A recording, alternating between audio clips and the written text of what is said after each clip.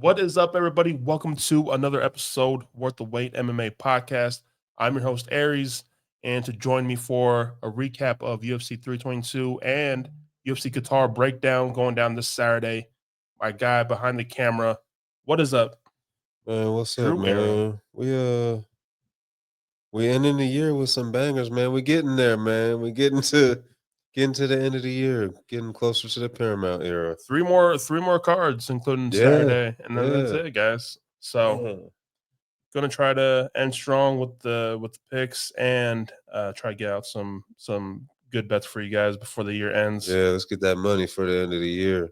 I'm excited for. I know people don't like the last pay per view, but I actually like it. I think it's a good card. But yeah, before we get to UFC Qatar and breaking down that card, giving the picks, we do have to recap what happened at MSG this past Saturday. And we're kind of gonna go through a lot of the fights because I think it was a very meaningful fight card for a lot of fighters. Big card for divisions too. And that's probably my biggest takeaway from UFC 322 is if I had to put like a summary headline on everything, is like the new wave of welterweight is here. The welterweight division is out with the old and in with the new, and we saw it, man. It's just fantastic. Those guys really showed out. But we can start at the top with the main event with JDM and Islam taking the belt from JDM on Saturday. I think for me that would be my overall like summary of it is like Islam is the man. He's now he passed his coach. He passed Khabib winning the second belt, something that he's never. I thought it was actually really cool, like the footage of DC going into the locker afterwards and like giving him the pastries or whatever and saying it tastes different with the double. They're kind of messing with Khabib, and like I was actually talking to a coworker today about it because I hadn't seen him since the weekend, and I told him that I said on here, I said on wax, I thought that Islam had more routes to victory. He had more ways to win. And then you like really start to dig in, right? And you see that like this dude, not only does he have that, he has, even though he doesn't like train there exclusively anymore or anything, not that he ever did, but like he has AKA at his back, which is still a solid gym. And he has, before he came along, you could argue the best 55er ever, Khabib, right before him. And he has him in his corner. Not only does he have him and that mind in his corner, but like, bro, like, that nigga really loves him, man.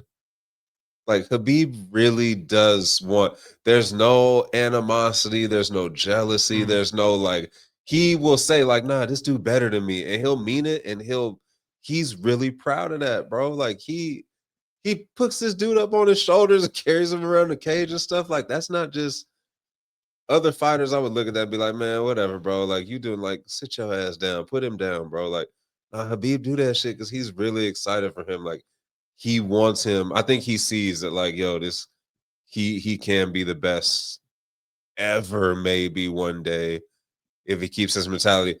I will say if he fights Usman next, it puts an immediate halt to this hype train because that does everyone who's talking about, oh, it's a legacy. It would be a legacy name on his. The dude beat Volk twice, who is arguably the best 45er ever. He beat Oliveira. Like he has names on his resume. He has legacy names on his resume. He's a 2-division champ now. He doesn't need the qualifier of Kamaru Usman, who isn't even the best 70. Like he might be on the Mount Rushmore 70, but he's not the best 70er ever. Like it's not like he's saying, I want to fight GSP at the back end of GSP's career. We're talking about a dude who's only winning his last 4 fights is Joaquin Buckley. Like, so that's a small footnote, but overall, my whole summer would be like, man, in a night of a lot of greatness and a lot of shifting and comeuppance in that division, like, dude, the king of that division now, he's a monster, man. He looked good at 170. And Drew had a better night of picks on the main card than I did. But man, 170 Islam looked great. He looked heavy. You know, when he's on the ground, like he and JDM cannot shake this guy on the ground. And I thought JDM had a better chance of getting back to his feet. I mean, he did sometimes, but yeah, it was hard. It was Have you hard night, seen, man. or did you hear? I haven't.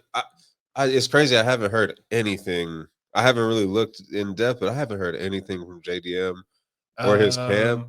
But I believe there was a quote from his coach, but JDM personally, no, I have not. Like, I'm just curious if we have got to the bottom of, because like to your point of how Islam looked heavy and was keeping him down, his grappling looked great. Like there were times that, and they were mentioning on the broadcast, you could visibly see how frustrated and like it was either like uncomfortable or in pain or something that JDM looked in trying to grapple and transition and work his way back. And I was just wondering if we had like clarity on if he got injured or if it was the calf kicks that just took their toll. Goodness gracious. That's how dominant the fight was at that one point they just zoomed in on his calf because they were like, man, look at how bad this is. But like, yeah, I was just wondering if that was it or if it was just not like Islam was just that dude Saturday night. I wonder if this really does set up JDM to have a stronger comeback. He is still like 28 or something like that. He's still young. So it was kind of a fast track to the belt. Like he took advantage of an opportunity given to him to get the belt in the first place. He kind of skipped. And guys, the line. I'm not gonna lie to you. Like I picked Bilal against JDM because of the wrestling, and he didn't wrestle. So JDM finally saw that what I thought Bilal would do. So yeah, it's kind of crazy to see. Like, your grappling and your takedown defense can be good against everyone else. Like but we always joke there's levels. Like this is a level. Absolutely, this is a crazy step up from just your average dude who was like even a college wrestler. And I was hyping the JDM bringing the Craig Jones and stuff like that, but you just can't do it overnight. And I had to eat that humble pie as picking JDM to upset Islam, but this is something you can't learn overnight. Like the ground game, the evolve, so it was the same thing with me and DDT and Chimaev. Like it was same boat. Like like I was like, nah, man, he got it. It's like, nah, man, this is different. There's something about different. There's something about seeing champions and a big underdog prize. I'm like, I can't. You get activated. Like I can't do this. Like there's a champion for a reason. So and just like I'll keep it real. I'll keep it a buck, right? I was on wax last week. I called Islam, right? My money was on JDM. Like my money was on JDM because it was the same thing. I got caught up in the hype and I got caught up in like, yo, that's juice for a dog who could maybe grapple and strike enough. And it just, nah, man, Islam just levels, bro. So, I guess we can talk about this and do the matchmaking after we're done talking about the other welterweights who had a big showing out. But you have anything else to say about the main event? No, that was a pretty straightforward. Like the to kind of transition to, like we talked about it briefly. Like it was an electric main card until the main event culminated. This was on track to be probably like this could have stole up there towards card of the year, man. Yeah. Like it was rocking. But guess who put a stop into that? Miss Shevchenko herself. I swear, me and Drew were talking about this. I was like, why does Shevchenko's fights feel like they always kill the vibe of the card? They're always the union break, like gas station, go pick up the dinner. I swear the last couple fights of Shevchenko's, they've been co-mains, and then she just puts a stinker on and just like, it's a classic GSP. You said GSP performance. She's the female GSP right now. And it's just like, damn, this card was good until this shit happened. Like what's okay, again, like I asked you this, right? So to continue that parallel, just off top, what's GSP's signature moment, you would say, like highlight moment? Would it be winning the belt back from Matt Serra?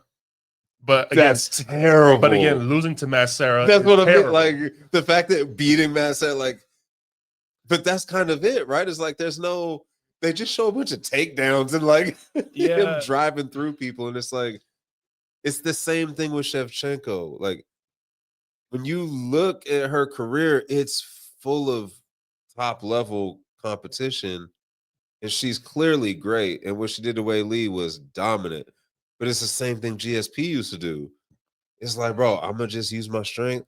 I'm gonna be dominant. It's gonna be boring as hell. But at the end of it, I'm still the best, and I get my hand raised, and I'm still champ, and I just made it look easy. And but it's like, also like, we're like, no offense, Valentina, we tired of this, bro. It's boring, man. Like, you're not exciting it. She used to be exciting. She used to at least be like a fun striking, and now it's just like bro. Now it's just like, I'm gonna just lay on you. There used to be a killer instinct to Valentina, you know, the bullet, you know. But yeah, just her past 4 or 5 fights, just kind of doing enough to get by.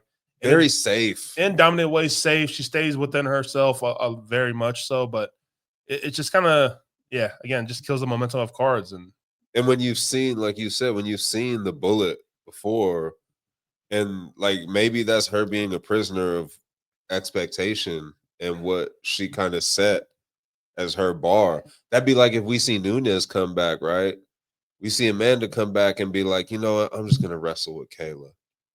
I'm gonna go take her down and transition with her and grapple with her on the ground. It's like, Amanda, no, we seen you put paws on Cyborg. What are you talking about? This ain't you. This ain't it. Like, she's again a prisoner of her own greatness and how easy she made it look too. And now we're just like, all right, like, okay. And it sucks too that even when she is getting these, the Weili, who is, you will never question if Weili's an exciting fighter. Even like when she fought Manon, like Manon is a fighter who wants to press and kickbox and all that. And it's like Valentina makes them boring too. Because she's just so dominant with it. And the name of the game is winning. And there's no rule that says it has to be exciting. No. That you don't get style points in judging. Just selfish fans. and again, like, we're right here talking about it, like, yeah, because it does, like, man, it sucks. But yeah. I get it. It really, man, really. Get the ruby in your belt. You know, go ahead. Like, throw it. It's like, I hate to be that dude, but like open the card with that, man. Yeah, man. Book in the title fights. Have the even like next month, right? If you like, not it's gonna be the same or the next card, like, man, put Pantoja and Van first, and then put Marab and Jan at the end. Bookend it. That's all. But like, especially in this case, man, it would have been nice to have that Valentina fight out the way and then get into Benny, get in his face, caved it. Like, but instead, we're just excited, heavy, and it's just like, So. Yeah, I think we saw that Weili is too small for this division. She literally could not get anything off. She was out of range a lot in her punches. It's crazy how big they looked when they started like fighting and grappling each other. Because stare off and they look similar, right? I was like, oh, Weili should get in it, but oh my gosh, it just man, it's crazy. So I think Weili should just go back down. I know the weight cut is tough, but man, I do not see any success for you up here. Not at that, like, no. Not at you know how Manon, you know how big Manon is? Like, Manon would, oh my goodness. And like she would just sit back and just pick her apart. Like, that, yeah. We don't want to see Weili get knocked out by a big flyweight. I mean, I don't want to see it, but I'm cool on that. Don't do that to yourself. I'm cool on that. You know what I think is it? The most interesting part coming out of this fight for me is the fact that I don't like it. Like, you saw that Amanda came out and spoke on it. Oh no, I didn't. And was saying like, oh, Valentina, like, I'll come down to 25 and we can do it again and I'll add that belt. And it's like, well, first of all, you're fighting Kayla. Yeah, you got something else to worry about, though. Like, I might be picking Kayla in that fight, if I'm being honest. I'm wondering what the odds are going to be for that. You think it's going to be like an even minus 105, 115? I can't figure out if there'll be recency bias with Harrison that will make her the favorite, or a closer gap, as opposed to like the greatness of Amanda and her being the GOAT and just jumping out the gates as like a -250 favorite just off of public money. You gotta remember, I think a lot of that's gonna be public driven too. So I'm not sure, but it's like, Amanda, worry about that first. Yeah, you got some shit to worry Kayla about. ain't no joke. No. All right, like Kayla is the truth. And if you believe Chael, like Kayla ain't trying to do this for much longer. So she trying to get it in now and be done. Finish your food and then worry about it. Valentina ain't going nowhere. She gonna be there. But Amanda dropping down to 25 is crazy. Yeah, that's kind of crazy, man. I don't know if you could do that. I don't think she could do that. But again, worry about, like, to me, but that's the worst part, right? Is that's the most interesting part of that whole fight, is the potential of not next fight, but a fight away from that even happening for Shevchenko, because it was just so lackluster and dominant. It was rough. So I do think Weili goes back to 115 and straight away to McKenzie. I can definitely see Dana being like, "Hey, your belt, go fight for your belt again," And it sucks because I really did enjoy seeing McKenzie win the belt, and I really wanted to see a title defense from her. But hey, I don't know. Don't join this hype train and y'all are talking real crazy about my future ex-wife. Y'all just assuming that Weili gonna come back down and knock her pretty face off. All right. All right. It's gonna be a rough night for you. Hey, look, I will be there for her in victory. We'll cross that bridge when we get to it. All right. Yeah, Sean Brady versus Morales. This is probably one of my favorite victories of the night. We saw Sean Brady coming out with the knee pads. Dude's about to get his wrestling on, but this man cannot even close the distance to get close to even thinking about clinching.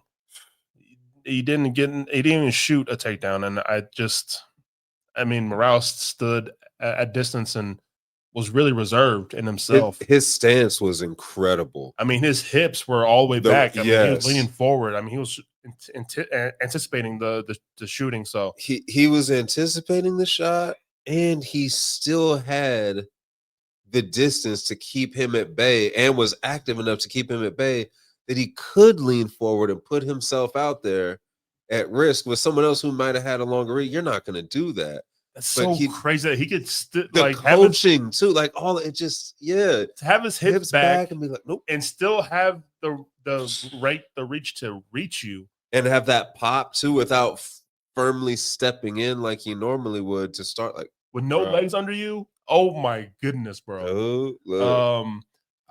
I think this might be a big threat to the new champ. I just think the style of Morales doesn't really show off his grappling and what he can do on the ground that much. But man, he's huge. He's freaking huge. He looked crazy in there against Brady. But again, 170 Makhachev is looking like, not that there's not a lot to talk about in that Morales fight. There's not a whole lot to talk about in the other 70 fight, except, again, the dude who won. Like, those two stole the show for me. Other than, like, Islam was his dominance, right, and his greatness. As far as performance-wise, it was those two, 100% for me. Because Prates doing what he did to Leon is crazy. Putting on a show, turning into the meme and everything, getting punched in the face with the goofy mustache and shit. Like, and then, like, have you seen the video too? Somebody showed the video, the slow-mo of, like, they were like, he made Leon levitate. Oh, his feet. His feet literally left the ground. And it looked just like a very simple, just straight punch. Straight down Main Street. And it was like a movie or TV show. You just put, and he just, that's scary. When he's on like that, yeah. Like, brother, you know what he needs to do? He needs to go 2-3 years to Dagestan. Oh, forget about it. Gosh, bro. Because he'd be unstoppable. with the takedown defense of this guy. The jiu-jitsu. Oh my goodness. And then his striking, and it's like, bro, but that's oh man, 70 is fun, dude. Yeah. Before I just want to say, shout out to Sean Brady for taking that risk, because to lose your spot like that, you didn't even have to take that fight, to be honest with you. But man, I feel bad for that guy.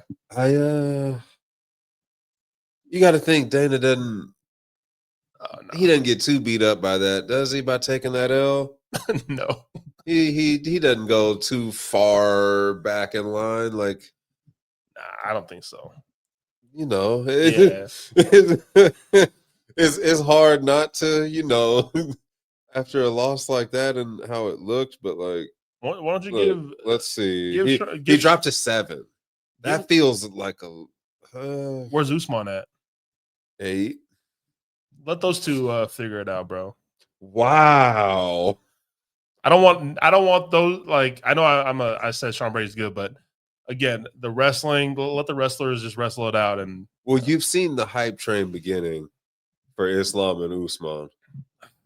Like, Cejudo was all hyping it. They were on the podcast together playing clips of it about how Islam was like, I'd love to fight it. And they talked about it. Like, they're trying to make it happen. And we were saying during the UFC talk show or post-fight show, you know, Usman's name was just flying around with the title talks, and like, what are we talking about here? Crazy work. This guy beats Buckley. Now we're talking about him fighting Islam. Like, what is this? It's crazy that Usman's name is still floating around the top of this division. It's insane, man. Don't force us on us. Morales was the biggest jump. He jumped up to number 3 at welterweight. Shavkat went down to 4. It's JDM, Bilal, Morales, Shavkat at 4, which you got to get hit. Again, now they're saying he's ready. Word is that he's ready January, February, beginning of the year. Ooh. He's going to be active. So I guess you can throw him into matchups now. February pay-per-view. Yeah. Prates jumped up to 5. IMG, I'd be pissed. He's still a 6. He just stays still a 6. Wow. And then, Brady, Usman, Edwards dropped to 5. Buckley dropped to 10th. The new wave. I mean, and if IMG wins this weekend, then he's gonna jump. He's gonna jump too. So the welterweight rankings, like, that's why I was curious how they were gonna do it. Like, you figure, like, just let them take a week and we'll figure it out next Tuesday. Who are the new faces, like 11-15 in the 170? Are there any new faces? So no. So again, 10 is Buckley, 11 Bonfim. 12 somehow still at welterweight rankings is Gilbert Burns. Wow. 13 somehow still in welterweight rankings and dropped 2 spots. Colby Covington. Wow. Drop 1 spot to 14, Geoff Neal, and drop 1 spot to number 15, Daniel Rodriguez. No wonder boy. Damn. Wow. Okay. We need some new blood, guys. It's a top 10 heavy. Yeah. And there's a lot of fun fights to make in that top 10. Well, once you get, because you got to even remember too, we got to get Leon and Kamaru out of here. Top 10, like, they're not top 10 guys anymore, despite what people are saying about Kamaru. But yeah, 70, man. Wow. 70 fun. It is. Let's talk about BSD, man. Shout out my guy Benny, man. That was big. That was I don't think I learned anything because it was so damn short. I don't think so either. You know, we get the highlight, but I would love to see fights play out more. I'm more of a round 2-ish finisher guy. I like to see, but we see that Benny's chin is gone, and I loved how aggressive he came out though. Oh my gosh, bro! I respect it, but it just didn't work in your favor this time. I was on fire for like 4 seconds. I was like, yes, oh shit.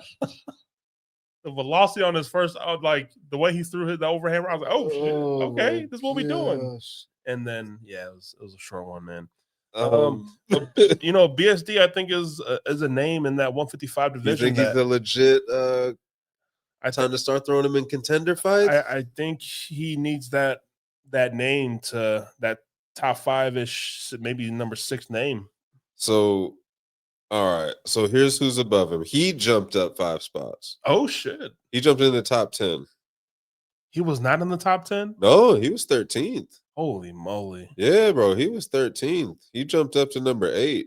I don't know why I thought he was like outside of the top 5. So the entire lightweight division moved up a position. Gamrot is ahead of him at 7.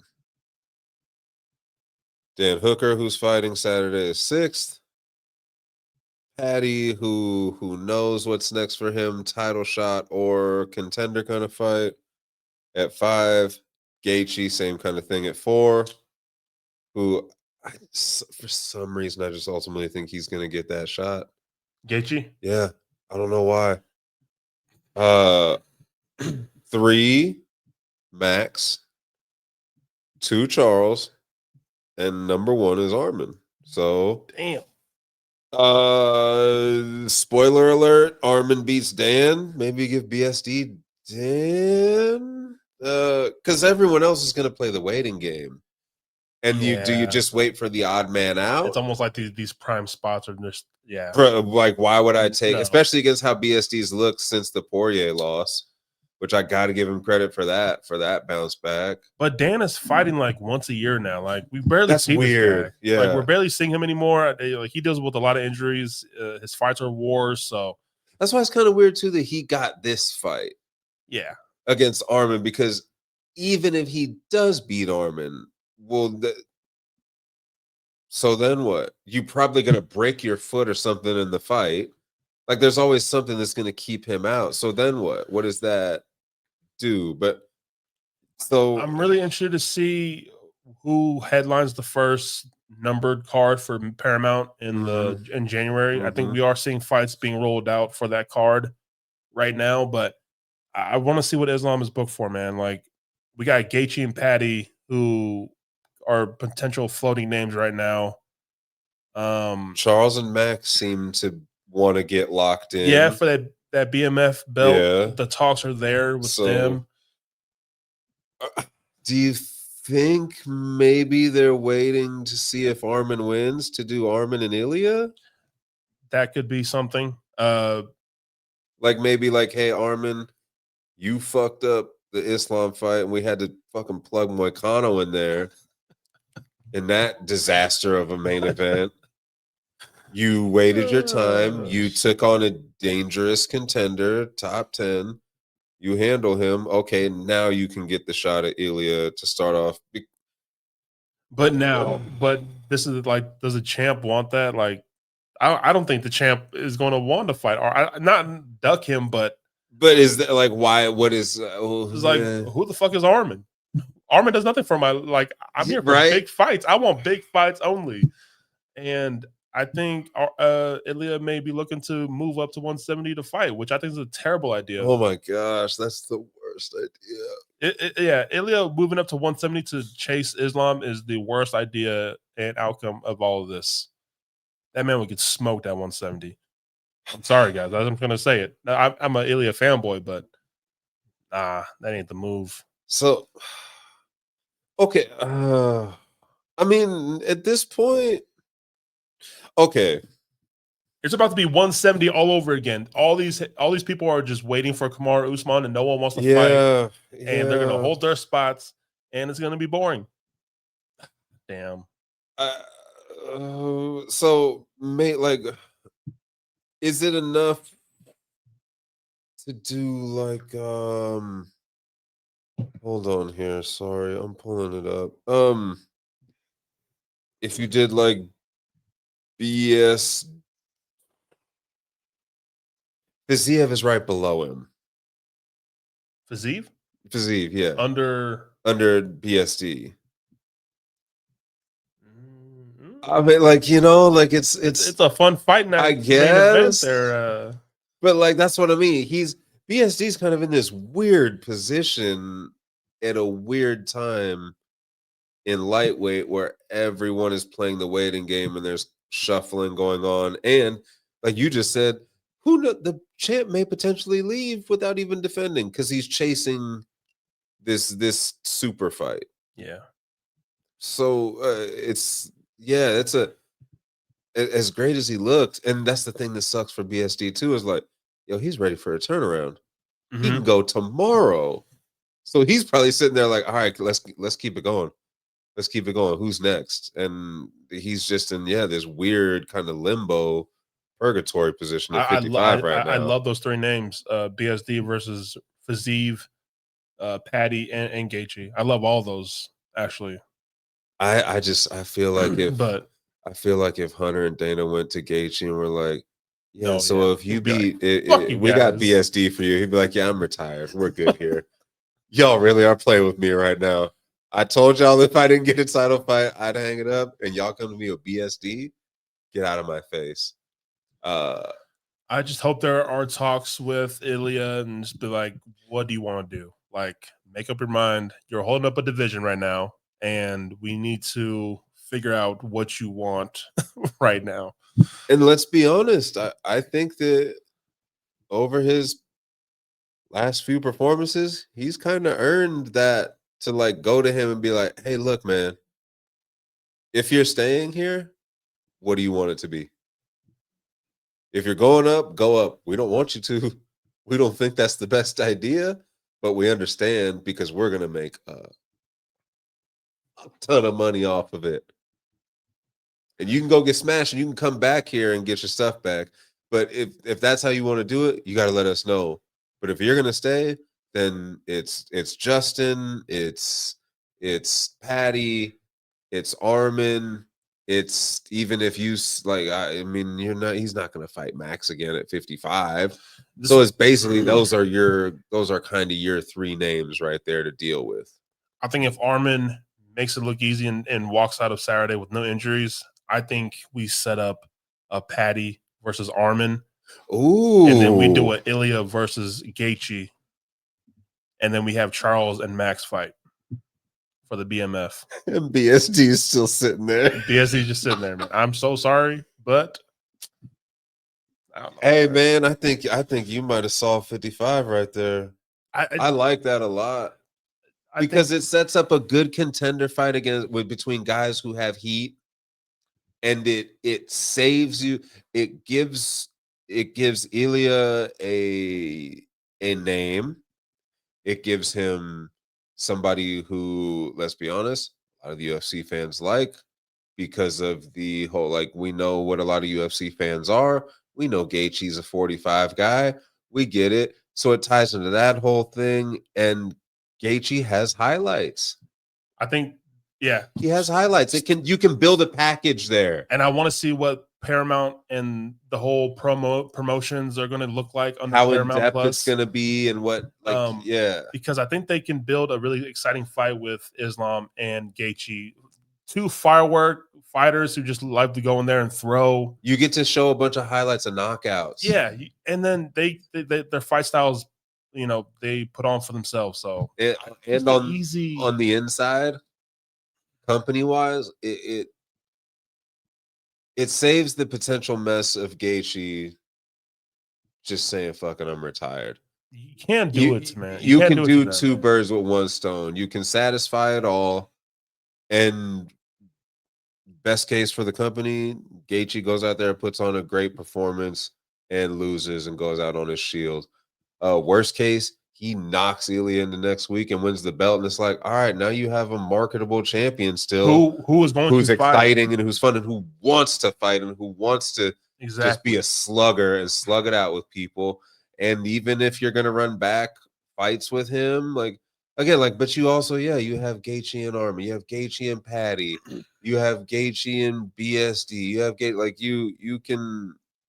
There's potential for longevity there as long as he wants to be. So and then I think that's I think you saw 55, man. Yeah. I think we need to at Dana and Hunter. Just be like, hey, we gotta figure it out, bro. Just listen to this episode. We'll timestamp it for you and everything. So we are going to just hop around the prelims because I think there are some highlights and some good performances on the prelims. Bo Nickel hated the way he the post fight interview. Do you want to be loved or liked? You care? I don't think so. I faded Bo Nickel with my pick, yes, but I just cannot stand this guy, bro. And yeah, he got a knockout win. He showed more to me in his post fight commentary than he did in his head kick. Like, we should be talking about his head kick, and instead we talking about what a bitch he sounded like. You worried about being booed more than, you know. That's where your head's at during the fight. You just let the crowd and your opponents know that when the crowd starts booing you because they think you're fighting boring, that you're thinking about that. Your mind is... You're hearing that. Your mind is all around here and not in the octagon. That leads me to believe that you're not mentally in it, that you might be mentally weak despite your sterling record and all that stuff. Because I also saw a sign of it when RDR gave you the business in your last fight, because it looked like you quit multiple times in that fight because you just couldn't figure it out and couldn't adapt. So I learned more about Bo Nickel post-fight than I did in anything he did in that fight. He beat an old one-dimensional fighter who wasn't moving his head, like that you kept pointing out. Like there was again, I learned that the Bo Nickel hype train has not ended and that Dana still wants to push it because that matchmaking proved it.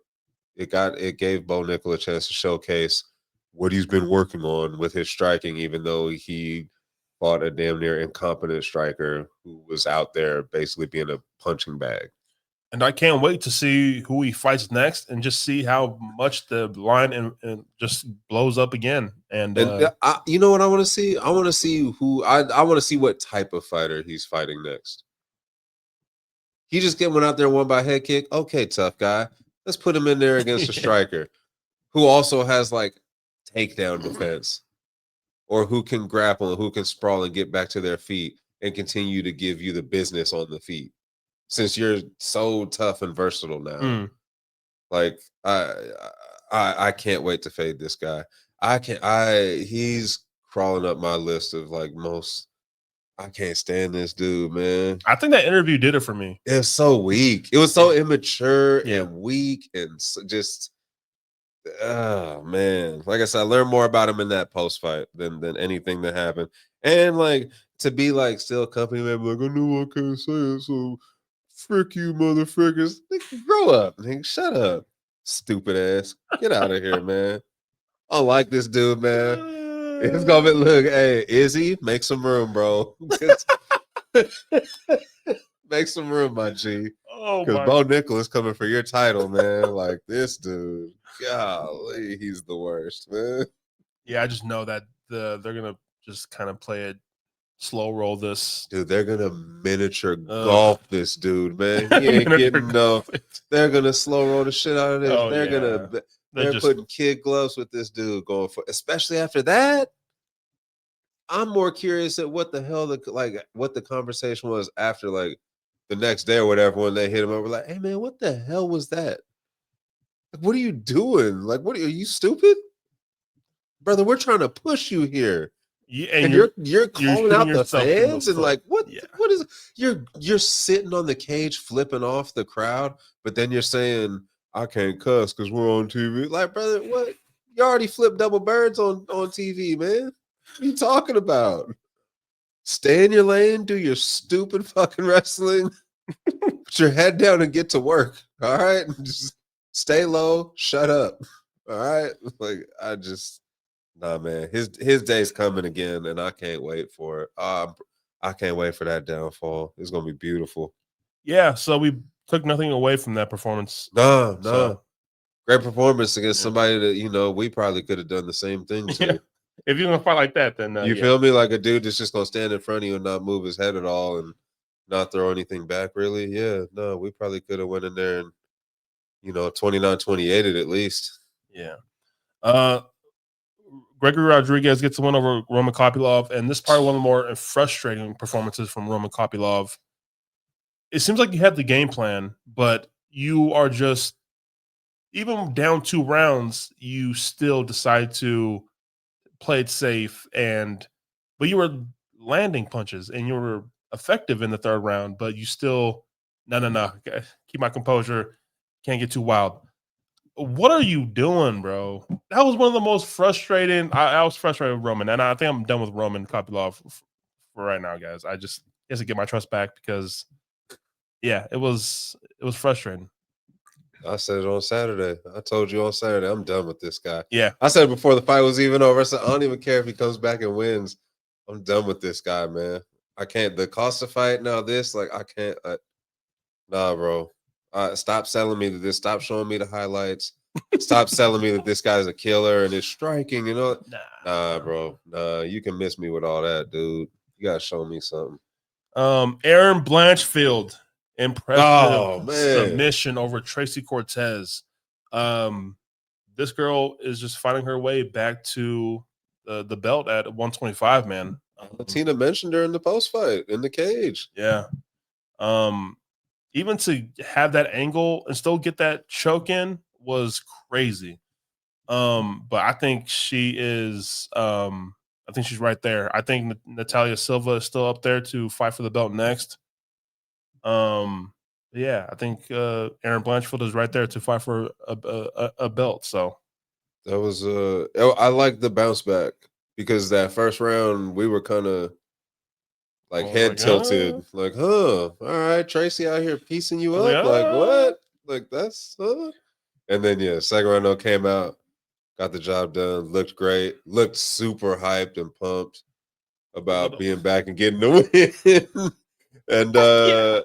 And again, like to have a performance like that and have the champ mention you as like a potential opponent without even like your name even being brought up, and to have your name on her mind like that, like, that's a win right there. If Shevchenko goes the Aaron Blanchfield route, I think Manon Farad versus Natalia Silva is right there for the number 1 contenders fight. So yeah, big one for her. Malcolm Wellmaker gets fraud checked by Jay Leno Chin Man, Patrick Ethan Ewing, and MSG. Insane. What a fight, first of all. But yeah, I think Malcolm Wellmaker got way too big headed, and he was just like, yeah, I can fight anyone. I can knock anyone out in the first round. And he had to learn the hard way. And yeah. My bank account learned the hard way. Damn. Okay. Oh, damn, man. That was a frustrating watch because he was just getting like, Ewing fought. Look, we being real. Ewing fought exactly how I like envision everybody on 48 hours notice fighting. Like that's how you're supposed to just come in, like, bro, hey man, fuck, I'm just gonna go balls to the wall. What's happening? Like that's how you're supposed to do it. Come in there, throw your hands, get in the pocket, be smart, be precise. Like, he fought the way you're supposed to fight. Get signed to the UFC on 2 days' notice and show out like that against a guy too who like they're pushing. Yes, man, undefeated prospect getting pushed, and you just come in there and you know you're supposed to get walked through, and you like, nah, bro, I'm gonna come out here and throw these things on you. But I think this is a big lesson for Malcolm Wellmaker to show him that he is human. I think the 0 got to his head. Big humbling. Yeah, and I think he knows not to accept every single fight that he's offered on short notice, because this was like his second or third opponent on short notice. It's like, bro, you can take a break, go to train, and just get ready for your next fight, whenever that is. That talent's only going to get you so far and carry you in so many of those situations. And I know he looks young, but I think he's like 30 something, like maybe young 30s, I believe. But I just, you don't have to say yes to everything. I know you want to fight in front of the fans, I get it, but just, I don't know, just, it's okay, man. But I was Wellmaker's 31. Yeah, I mean, you still got time, brother. So you were throwing the same combos, and you just never adjusted anything. So I think it's a big humbling experience for you, and I think he bounces back, hopefully more improved. a little bit more in his arsenal. I mean, I wish he would throw some leg kicks. I think leg kicks and setting up your punches would do great. But Ethan Ewing, welcome to the UFC, my guy. Man. Big showing. GM3 is washed. We knew that. Oh my goodness. Pat Sabatini went over Chepe. I just wow. Yep, my bank account learned. Me too. Yeah, I jumped on you. I jumped that on you. Fatima Klein went over Angela Hill. Women's strawweight has a serious underdog, kind of like dark horse in this division with Fatima Klein. The way she made Angela Hill look, I know she didn't get the knockout or the finish over Angela Hill, but my goodness, this girl is, I believe, 25 years old, and she trains with Aaron Blanchfield, best friends, I believe. These two are going to be killers in their divisions, man. So that's a name to be looking out for in the women's strawweight division. She got in the rankings too. She jumped in at I think she ended up at 12 yesterday. She got in, and I believe that there's a lot of OGs in this women's strawweight division. A lot of noticeable names. The Lemos, you know what I'm saying? Those names, I think we're going to start seeing her getting matched up with. So, I mean, yeah, still only 25. Fatima Klein, guys, be on the lookout. Yeah. Tsarukyan, I bet Tsarukyan to win in round 2 plus 500, and he won in round 3. Pissed me off. And then Mateus Camilo finishing, not finished, but win Borishev. I don't think I learned a lot from Camilo's performance. I think we just saw how bad Borishev really is. Takedown defense is still very, very terrible.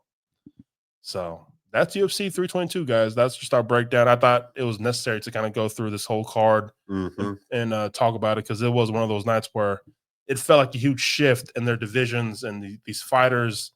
Yeah, it was a good card. And we got ramifications on this week's card too that tie to UFC 322. Yeah, man. You ready to jump into UFC Qatar? Yeah, man. We have Arman Tsarukyan versus Dan Hooker at the top of the card, and I think it's a decent free fight card. It's going to start at 7 a.m. on Saturday for us. Yeah, man. Main card starts at 10 a.m. So, yeah, man. All right, let's get into it from Qatar. Apologies in advance. Some of these names, y'all. Yeah, we on that side of the world, so it's a little crazy. It's gonna get wild. We see the V's and the H and the Y's and the Z. And, and like we talked about before we start recording too, there's a lot of promotional debuts on this card as well, which comes with the location and pulling guys from other promotions that are over in the UK and stuff. But we start off the morning, I should say, over here.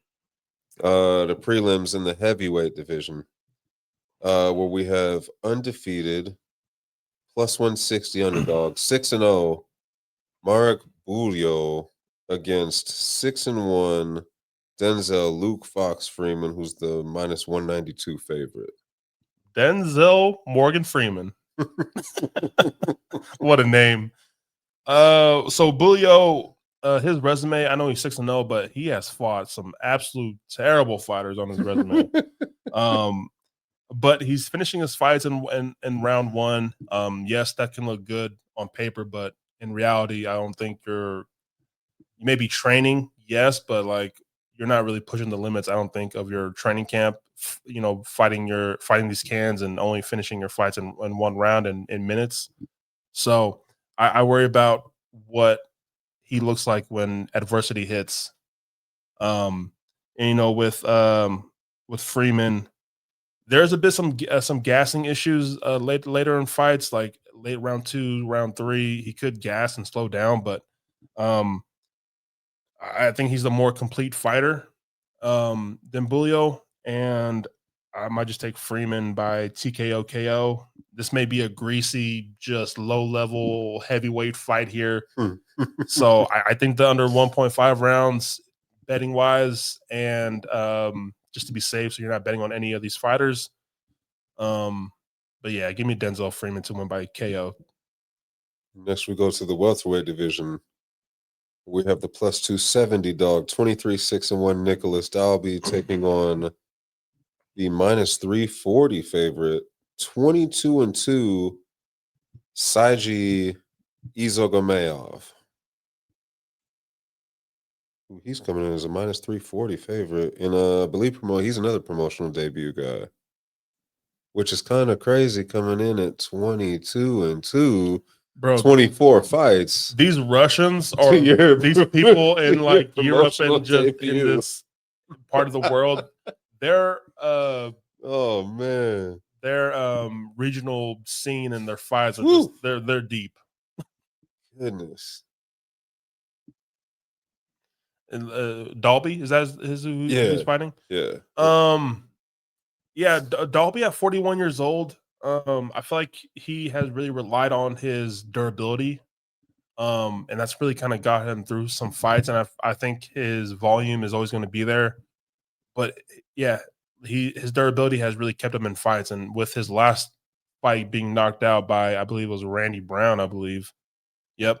Yeah, at 41 years old, I kind of worry about that durability and just where it's at. Now with his debut fighter, I think there is a lot of finishing upside from him, and I just have to go with however you say this guy's name, Saiji. Yeah, I'm gonna go with him. Saiji, baby. I think there is a finish. I don't know if it's a KO or a submission, but I think there's a finish on his side. So, yeah. He's from the same spot as Islam. No disrespect. I know there's more places in Russia than just Dagestan, but when I just think Russia, that's exactly. I just think it's just that small part of like. It's just thinking a mountain. You're just thinking a mountain. It's just Dagestan, and that's it. So, but yeah.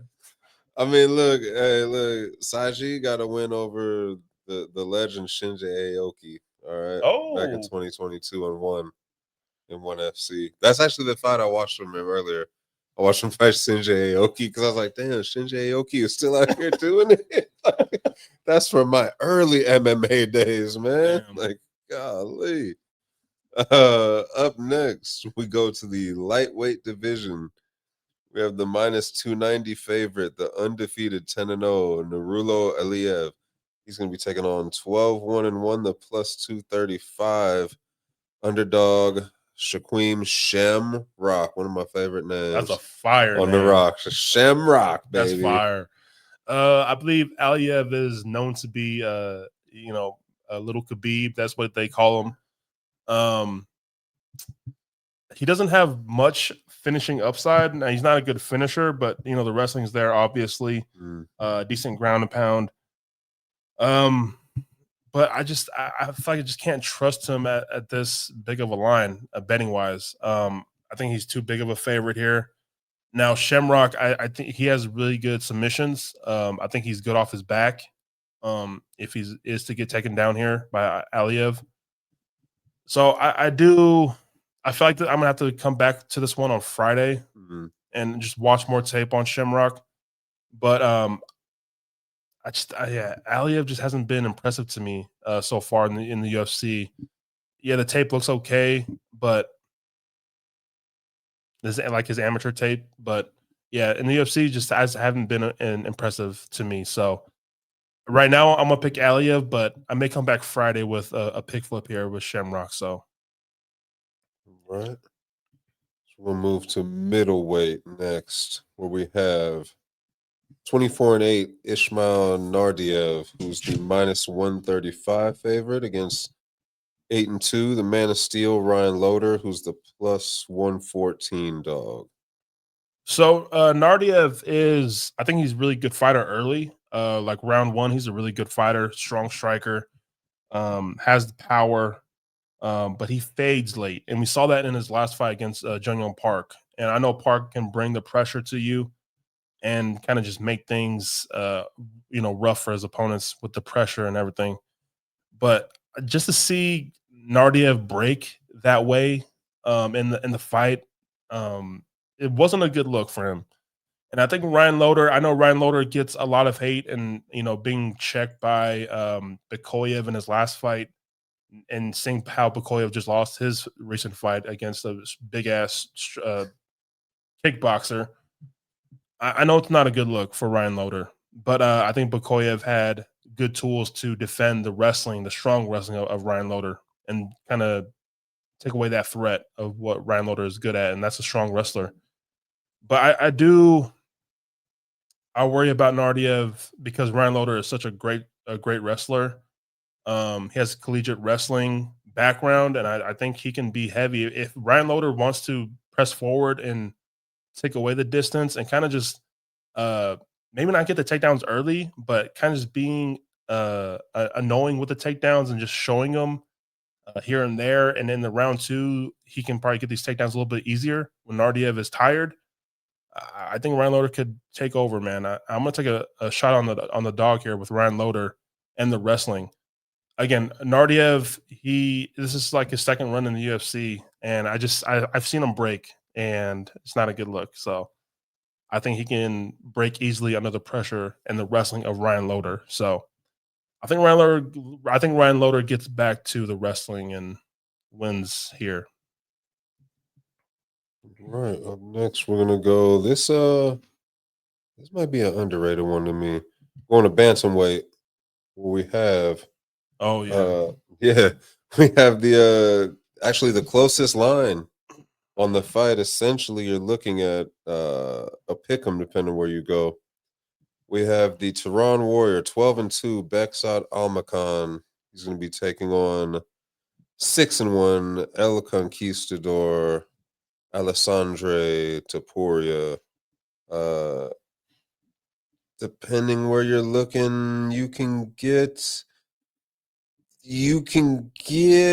Almakhan plus money depending where you go. Like FanDuel has him at plus 100. But overall, it's pretty much like minus 105, minus 110 across the board on both sides. yeah. I know there's not a lot of things on the Topuria resume. Really young career so far. And I can really go off that Colby Thickness fight in his last fight in February earlier this year. He looked good, man. And I know he's not his brother, but they kind of do have similar fighting styles of they don't overextend themselves on the feet. And the power looks to be there for the older brother in Topuria. The boxing's there, but I feel like we haven't seen enough of the grappling. I feel like the wrestling is strong with this Topuria, but I do think Topuria can get these takedowns against Almakhan, and I know Almakhan is coming off a big finish against Bracatona in Canada. That was a really great knockout. But I know Umar Nurmagomedov is who he is, and but we saw Almakhan kind of get drowned by the wrestling. He did have that moment against Umar where he did stun Umar with a kick or something, and it kind of rocked Umar, but Umar was able to wrestle his way to get that down to the ground and slow down the striking of Almakhan. I think there's value on either side here, but I'm going to go with Topuria.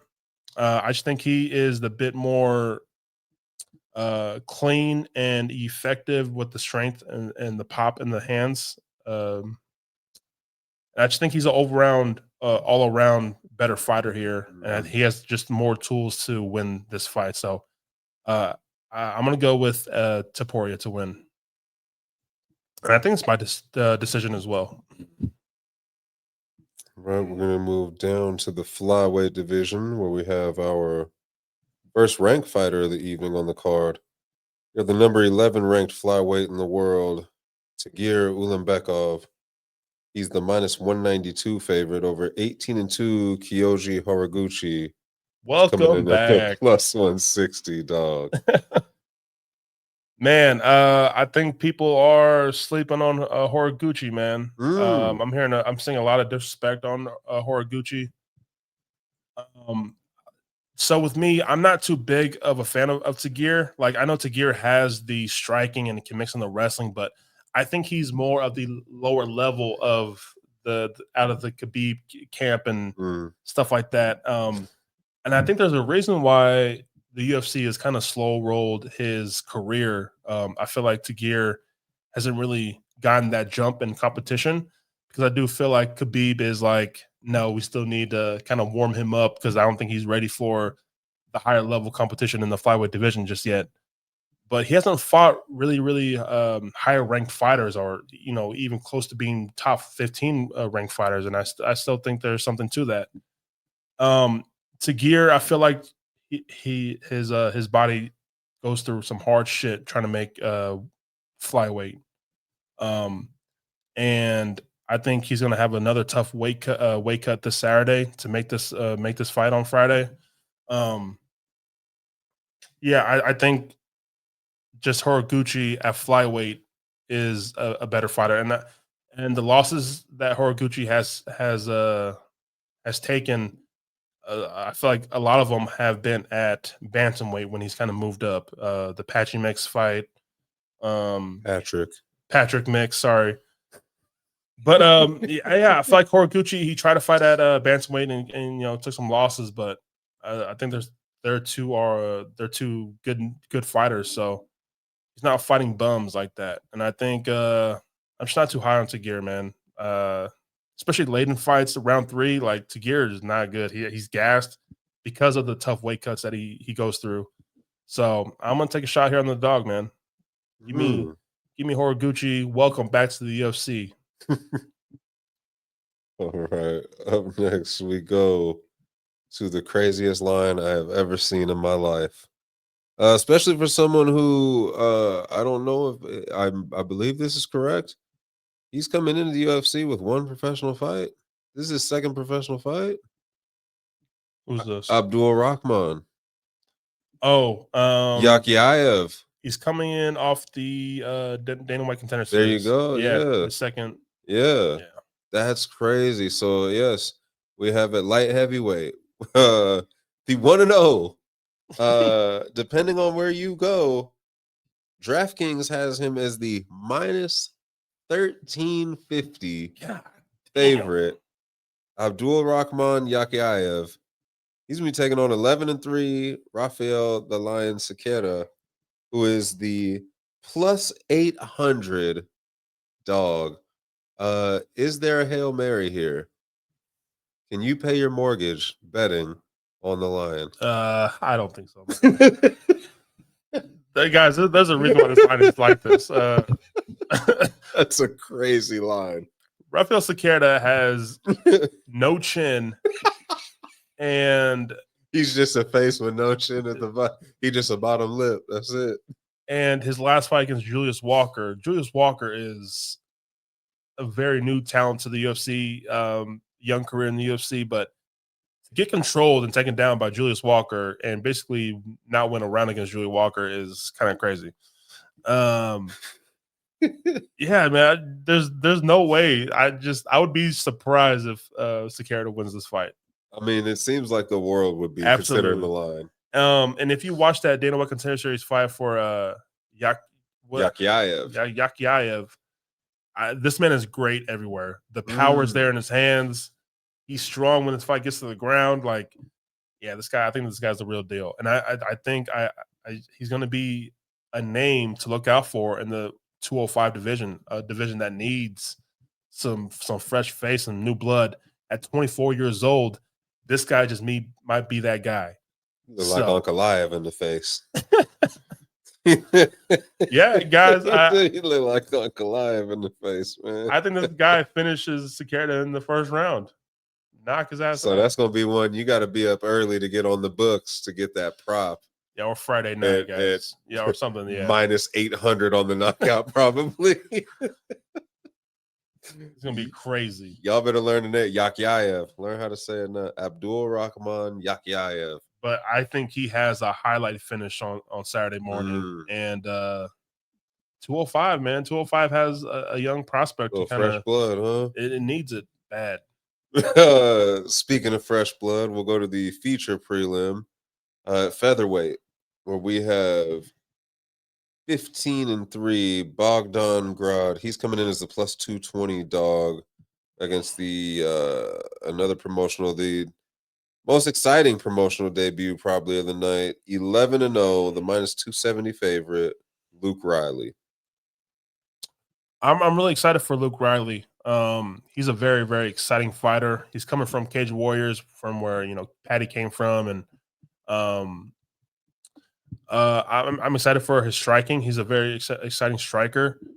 But if Bogdan Grad wants to go to that wrestling on Luke Riley, I think Luke Riley could run into some issues. I think there's some good value here with Bogdan Grad. Now Bogdan Grad, very meat and potatoes with his striking. I think he could get tagged too, but this man is just all will hard, and he's going to get the job done if he wants it to. So he will fight for your dollar, and I think there is some value here with plus 225. I think people are getting excited about the Luke Riley, first fight debut. They see the highlights of him knocking out people in Cage Warriors. I think this is a tough fight for Luke Riley, and just the fight style that he has. So I may place a bet here on Bogdan Grad, but my pick will be Luke Riley. You ever noticed that they never show any highlights of any wrestling coming out of Cage Warriors, guys? Dog, Cage Warriors is basically it's just like kickboxing in a cage, essentially. Yeah. These dudes are just out here throwing from the shoulders and head kicks and stuff. Like, no wrestling, no jiu-jitsu, no highlight, just all striking highlights whenever you see the Cage Warriors, guys. So yeah, Luke Riley's friends with Patty. They trains with Patty, so he may be learning something. But again, again, we have to see it to believe it a little bit here. All striking.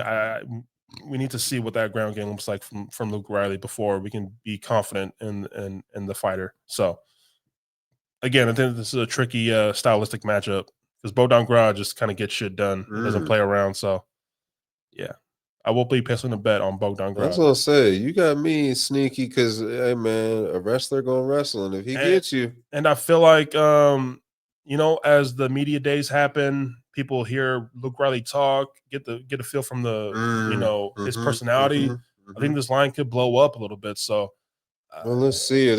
It already has.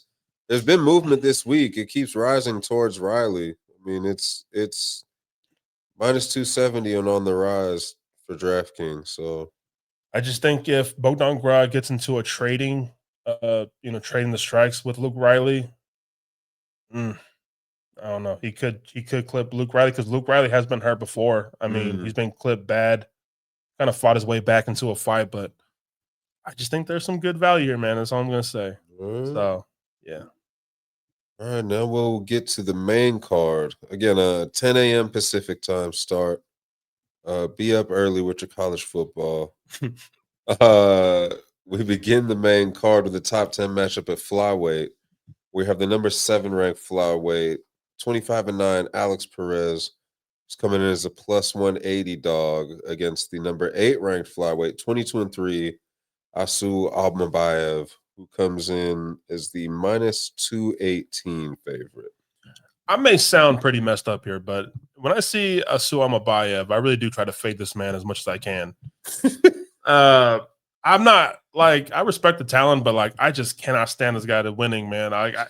The wrestling's good, but he's just a strong wrestler, and I'm gonna have to take a deep look into Alex Perez's Instagram and just see how he's training, how he's looking, because he is coming off injury, I believe.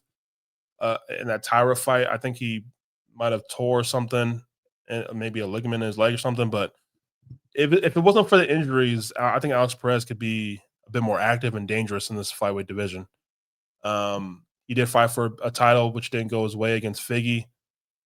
But I may pick flip here because just off if Alex Perez looks good at the weigh-ins, and if I just want to do a little bit more homework on Alex Perez, but I could flip to an underdog here.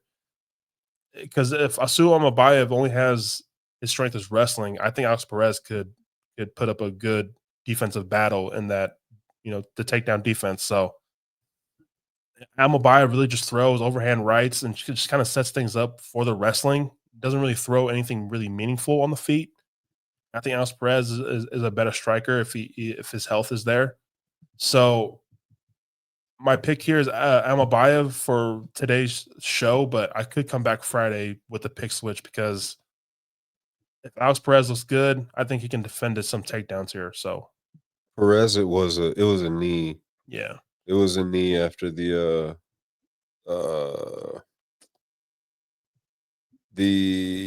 fight against Tyra, because he was supposed to actually fight Urseg back in August.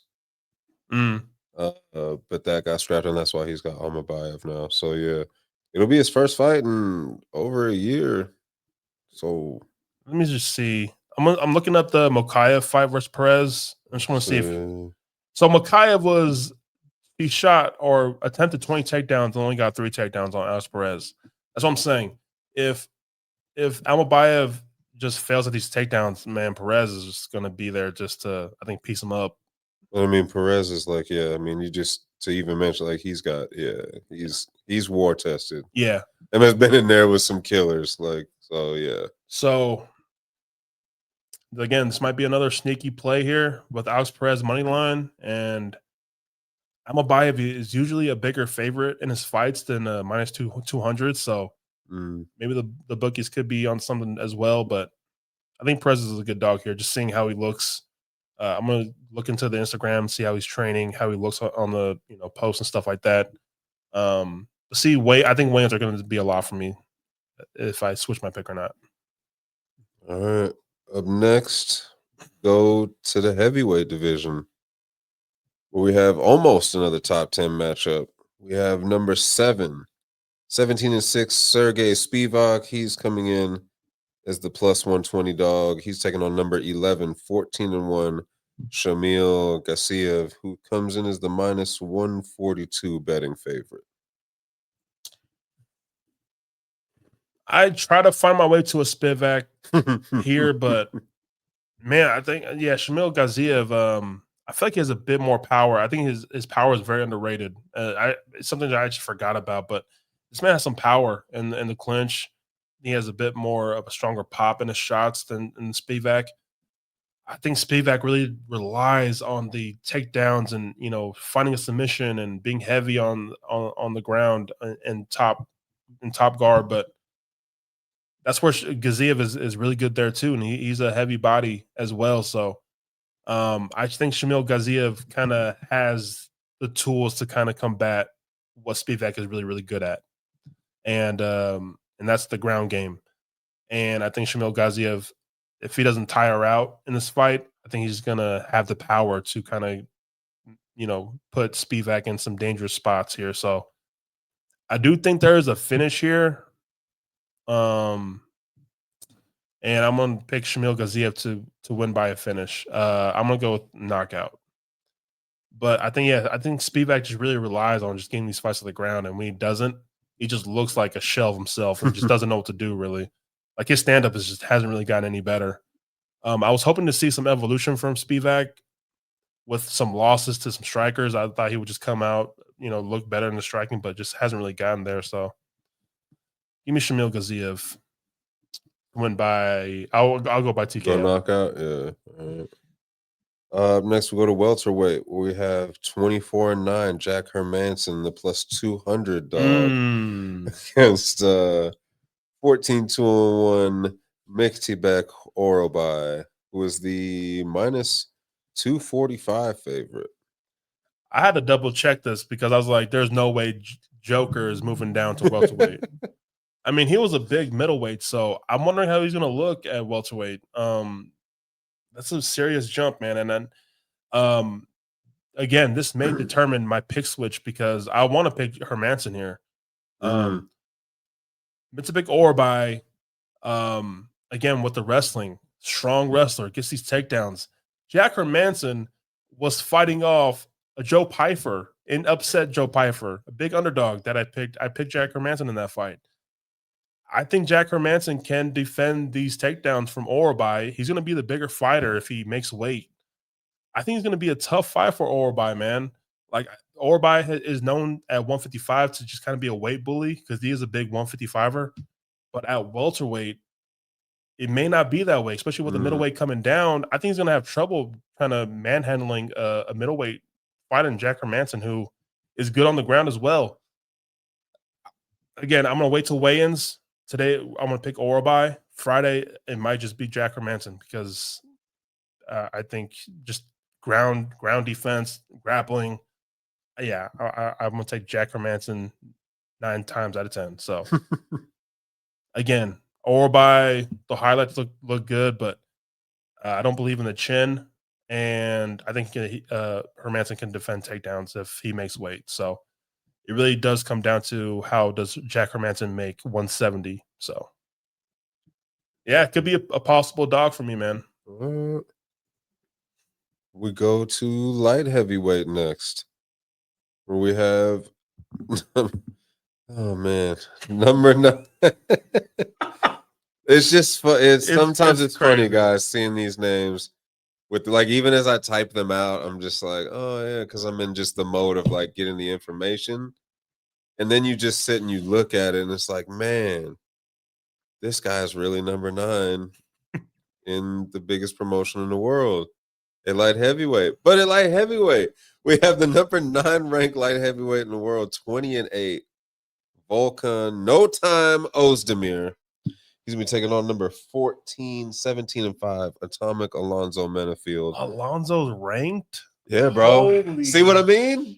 You see what I mean? Holy shit. Oezdemir is the overwhelming minus 225 favorite to Menifield's plus 185. Oh boy. Yeah, man. Crazy.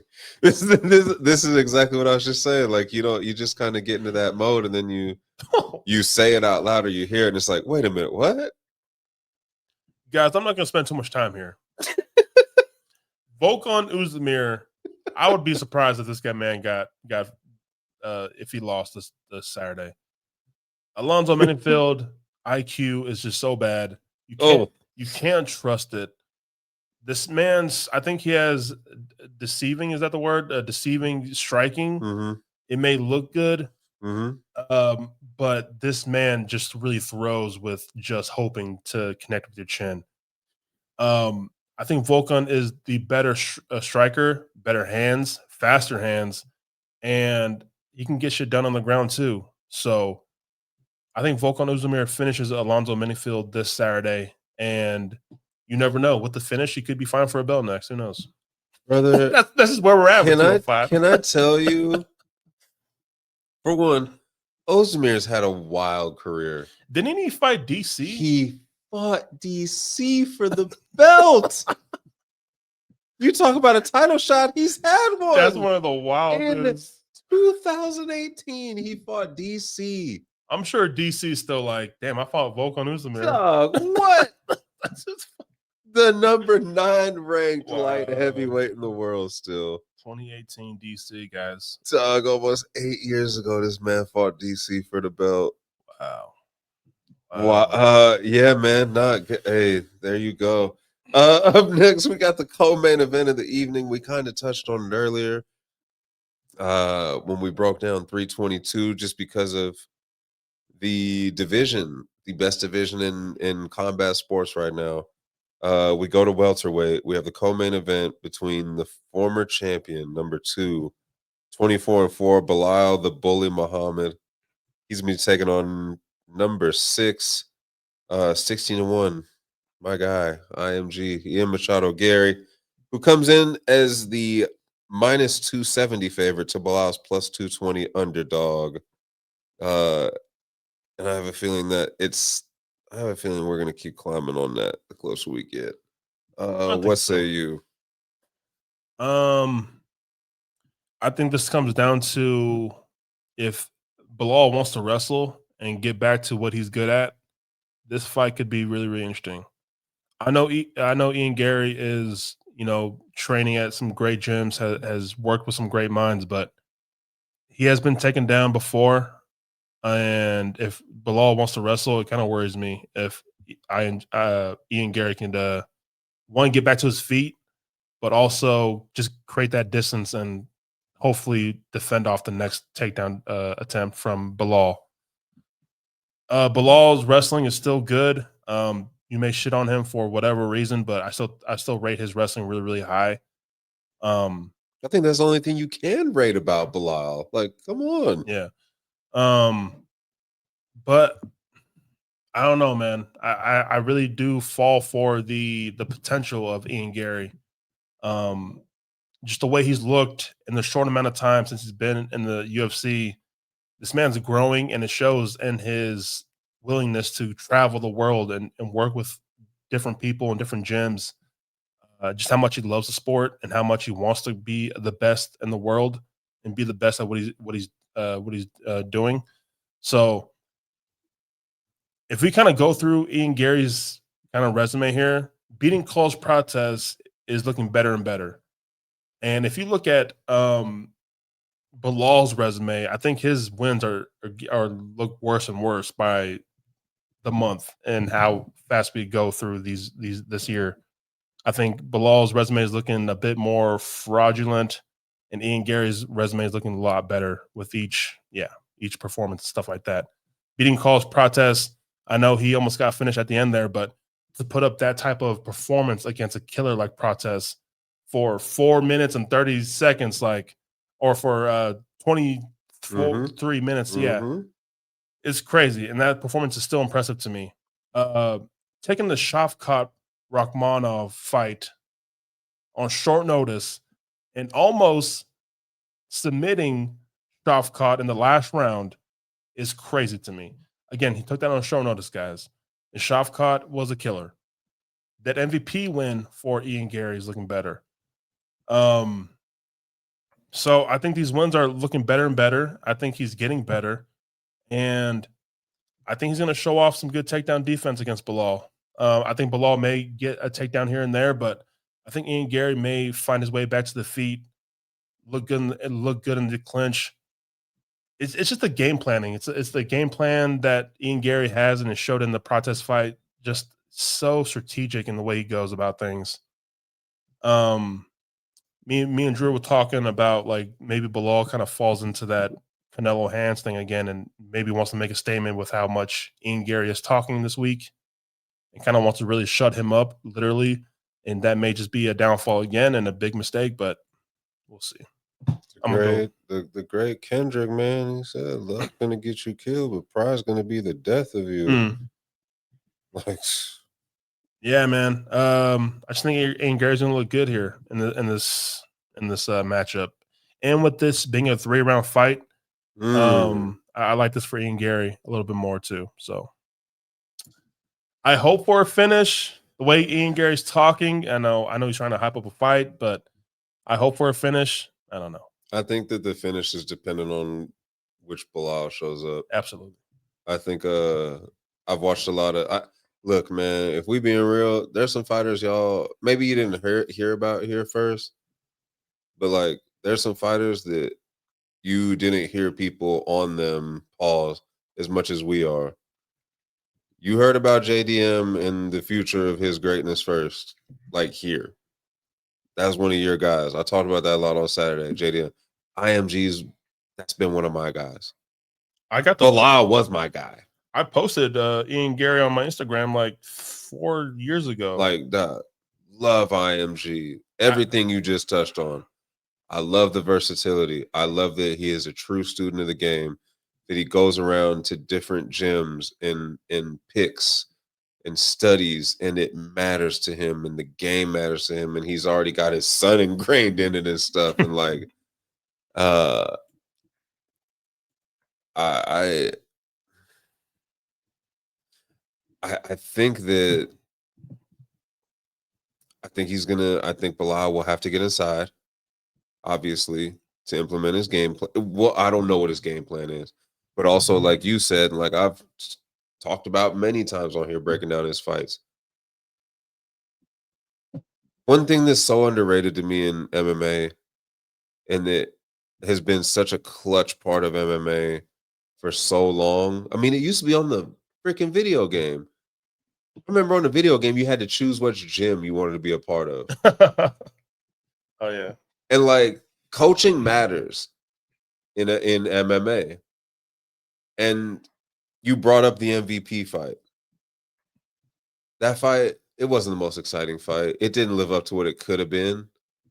But I loved it because it was like, man, it's the same as like, why I don't look, every game in football can't be 45-42.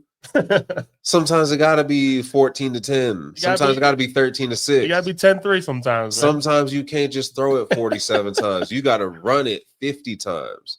You got to pound that rock. And I love that he's such a student of the game and he cares that much that he wants to win and be great. And he understands that sometimes you got to implement a game plan that's gonna get you the Bo Nickel booze. And you're able to shut that out. And you're able to not care. You're able to stick to the script. He did that with MVP. Why am I going to engage with a striker like that? That's stupid. He did that. The protest game plan. Beautiful. The fact, like you said, the fight that in my eyes has earned him the most is the loss. The Shavkat loss. He came out, they were talking more about him than they were about Shavkat winning. They were talking more about how he looked in a loss. Like that one more than any win has gotten him so far to me, including the protest win, because all people talk about with the protest win is, well, he almost lost at the end. That's all they talk about when they bring up that fight, bro. They don't talk about the fact that, and he even said it. He goes, how can Bilal sit here and look at me after I dominated protest for 23 and a half minutes? Like, the hate is real, man. He even says it. Like, he even admits, hey, protest got me at the end, but he dominated that fight, y'all. Like, he smoked everyone's favorite 170er right now. And the hottest thing at 170, he smoked him. Not only that, I've been tapped into IMG last week and into this week. He even posted, the UFC posted it today, an official measurement. I love how pissed off he seems. He was very humble and he said, look, I understand why y'all talked about the weekend the way that you did and what the guys did at 70, and it was incredible. But that was then. And now we got this fight this week and you got me. Like, I think that he realizes that, A, the bar has been raised big time at 70 after Saturday night. The performances, the dominance, the addition of Islam now, like, the bar's raised now, my friend. Now you get to take on the second to last champ, who is maybe the most fraudulent champ since Matt Serra. Maybe you could argue JDM is right there with him after that. It just depends on who you talk to. But, like, I firmly believe Bilal is going to go out there and at some point in those 3 rounds get caught up in a striking match. And I don't know if he gets put to sleep. I think between the game plan, I think between the length and the size of IMG, he's a big 70er. He's a long, lanky 70er who can create the distance and who isn't too proud to just stand outside and keep distance the whole fight and point his way to a win if he has to. Does it worry me that Bilal could turn back the clock and be like, I'm just going to grind the shit out of you for 15 minutes? And like, I wouldn't even be happy about that either, because I'm like, bro, where was that the last fight? Still be champion if you had that logic, but pride got in your way. Pride doesn't get in IMG's way. He just wants to win, man. He just wants to win and get his way to the title shot. I think that he is aware of the moment. I think that he will go for a finish. I think he will try to make it electric. I think that will all tie into the game plan, and I think Bilal will fall right into that with him. I think if he doesn't get the finish, I still think it's like a dominant with some maybe not a highlight in there, but like I think he does enough to keep his name interesting in the mix at 70, as opposed to just like, oh yeah, he just went out and won and did it safely. And I think he's aware of the stakes and how high the bar's been raised now, and he knows he has to go out there and put on a performance on Saturday. I think he does. I think he wins comfortably over Bilal. I think Bilal's best day or days or whatever are long behind him. He lost me in that last fight, fighting that way. It's being stupid, and it cost him the belt. A belt that he knew. Like, you knew how long you had to work. You knew how much they didn't want you to have that belt, and you went out and proved them right. You're an idiot. You gave it away. You gave it away, bro. So I again, if he turns back the clock and fights the old way, I think it will provide a much more interesting fight and competitive fight. But if he comes out on his pride shit and wants to strike again, bro, he's gonna get his ass pieced up. This is what I'm thinking. If I think Bilal may get some takedowns here and may turn back the clock here, I think setting up an Ian Garry submission. I think that prop may be like plus 700-800. Really? I think that's a sneaky play if you have some money. Not a full unit, but something. I think that's a sneaky play. If I think Bilal, that's that extra on something you won earlier. I think if Bilal comes out and wrestles and gets some takedowns, I saw IMG get to the back of Shevchenko. I think he can get to the back of Bilal Muhammad. I think he can, and it's going to be a better, more improved Ian Garry because I think it was a more of a technique thing that he didn't lock in that rear naked choke on Shevchenko there. And you know he went and worked on that. Yeah. So a submission prop, Ian Garry. I have a number for you on mine. What's up? And again, y'all know I use Caesars. IMG by submission. 8,000. Ooh, man, $10. Hey, do something with $10, guys. $10 to get you 110, man. Guys, I don't know. It's worth it. It's worth the shot. Because $5 to get you 50. You know what I mean? Like just it'll keep your bankroll moving. I just see the growth in IMG's game, but always he's been a good striker. But I believe he's been working with Charles Oliveira and working with the grappling. I just think a submission prop there it's worth the sprinkle, man. It's not crazy at all. I like that. Yeah, sprinkle. Big girl it. I can't wait to get a sound thing for next year when we start recording, man. Oh my gosh. Oh. I'm gonna hit that shit out of this pad. Ooh. Next year, guys, we'll be soundboard. We'll be more prepared for this show. I'll probably have some more graphics and stuff like that for you guys. Hopefully, have a better system that we move into Paramount too, y'all. Yeah, man. We both on IMG. IMG. I'm gonna take submission though. So I like that. Yeah. Finally, we will in the morning, be in the afternoon by now with the main event. Going to lightweight, where we have the number 1 ranked lightweight in the world, 22-3, Arman Tsarukyan, or if you are John Anik, Arman Tsarukyan, overpronouncing as.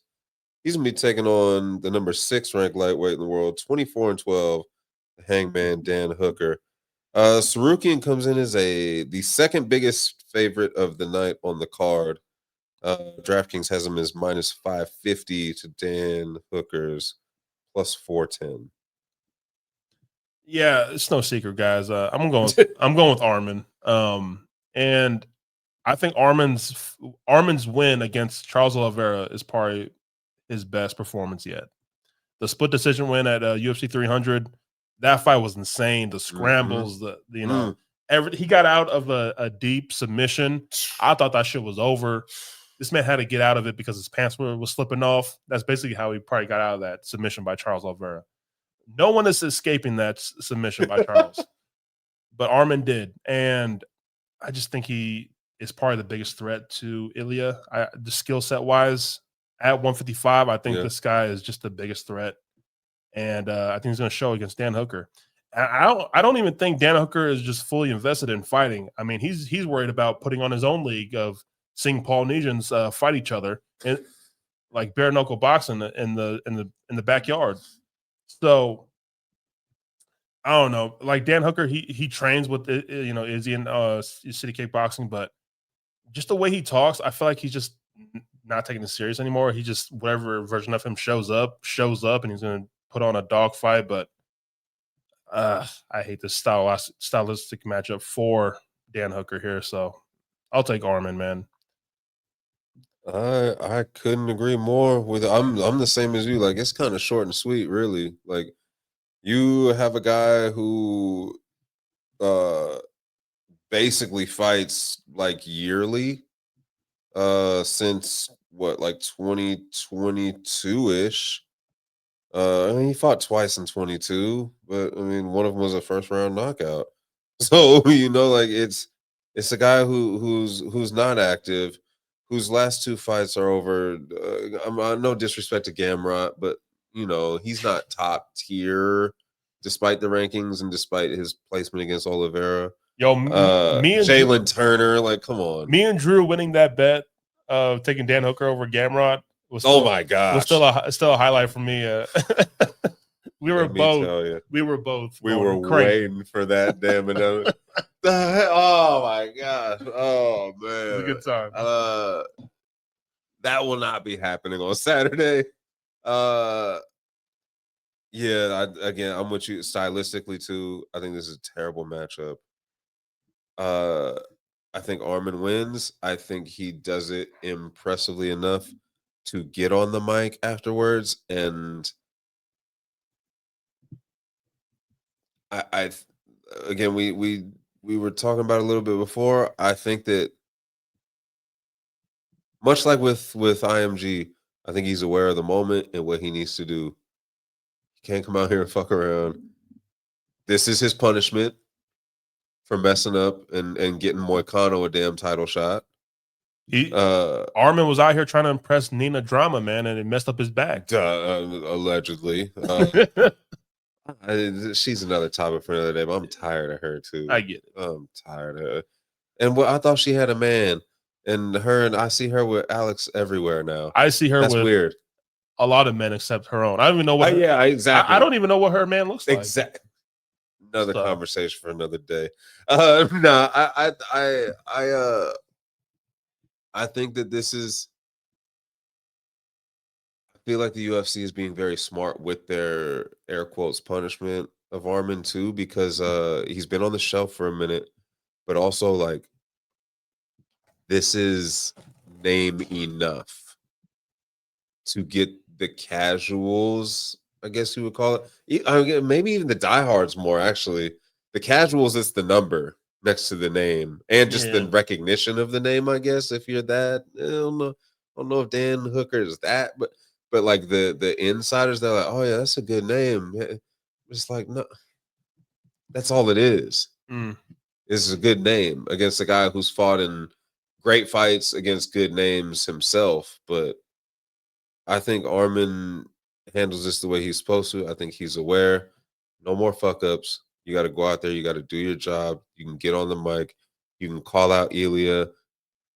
Get your title shot that you were supposed to already have. It sucks that we're not going to get the Islam and Armin fight that we were supposed to get, the rematch, because I loved that original fight. Instead, we'll get Topuria, hopefully. If not, if not, like you said, I wouldn't be mad if he gets on the mic after the fight and Patty comes up too. I think there are options. I think this is going to be much like the Valentina fight, where it's like, okay, to me, the most interesting thing is going to be afterwards. And just thinking post-fight. Because, I think Armin should go out here and do his job. It'll be pretty easy. Fairly easy, considering. Yeah. I think I'm looking at the ESPN app here, and the under rounds is kind of a nice gift. They're giving us under 3.5 rounds at -140. Giving an extra round. I'm kind of shocked at that, and I think Dan Hooker puts himself in a lot of bad positions, ground wise and in the striking. I think this is really a good under 3.5 rounds. That might be one of my favorite bets for the card that I'm seeing. So, yeah, that's what I have on Caesars here. I have under 3.5 -136. Yeah, that's good value. I think you can attach it to another 2-leg parlay, but I think that's some good value there. But yeah, I think we're in total lockstep on the co-main and the main event. It should on paper it seems like it should be two fairly easy shutouts. Yeah. Yeah, man. Those are the picks. I'll just go through my final picks for the card, and I'll try to read these names as best as I can, like Drew did. I'm gonna go Freeman. So on the ESPN app, the names are kind of in a different order, but I'm gonna go Freeman. I'll go Aliev. I'm gonna go Ryan Loder, dog number 1. I'm gonna go big brother Topuria. I'm gonna go Abdul Rakham Yakhyaev. Welcome to the light heavyweight division. I'm gonna go Asu Almabayev, but again, this could be a pick switch on Friday. We'll see how Alex Perez looks on the scale. Next, I'm gonna go with Sagid, and that's gonna leave it at that. To finish off the prelims, I'm gonna go Luke Riley, but I'm gonna check back. I'm gonna place a bet. I might place a bet on Bogdan Grad there. To open up the main card, I'm gonna go with Horiguchi, dog number 2. In the heavyweight division, I'm gonna go Shamil Gaziev. Next fight, I'm gonna go with Orolbai, but again, I may come back with a Jack Hermansson pick, seeing how he weighs in at a new division. And then we are going to go with Volkan Oezdemir to win over Alonzo Menifield.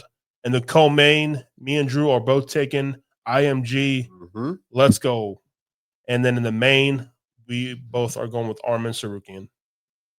Did you give your Perez and Almabayev?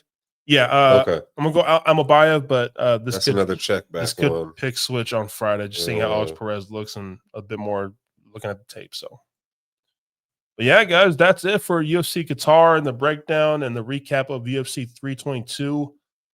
If you are watching this on YouTube, the channel is almost at 22,000 subscribers. Oh, man. Hopefully you can add to that subscribe count and hit the subscribe button. Like the video, comment down below your picks, and we can talk in the comment section if you guys want to. Tell us why you hate Bo Nickel. But if you're listening to this on Spotify, hopefully after you're done, you can hit that follow button on the podcast and like the podcast as well. That will get more attention on the podcast, and that would help us out a lot here. But yeah, we are finishing up the year strong. Hopefully we can just finish out the year strong with these picks. So yes, sir. Let's get that last money of the year. Any last words from Drew? No, man. We almost at the end of the year. Almost to our Paramount deal. Yeah. And guys, we have one more pay-per-view to pay for, and we are done, baby. I can't wait. So thank you guys again for the support. Again, like the video and comment down below your picks and subscribe to the YouTube channel. And we'll see you guys on the next breakdown. Yeah.